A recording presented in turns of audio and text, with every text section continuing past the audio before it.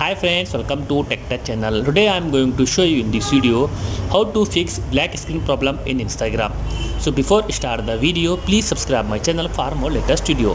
First of all, check your internet connection working or not, then set time and date correctly. After that, update your Instagram, open your Play Store, search your Instagram. If your Instagram already up to date, then go back, go to the settings, go to the apps, search your Instagram, press on force stop, press on force stop, press on storage, press on clear data.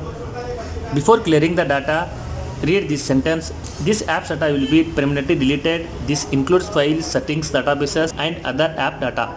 Then press on OK. After doing this, check your Instagram working or not. If not, wait for some time, then uninstall and reinstall your Instagram, fix your problem.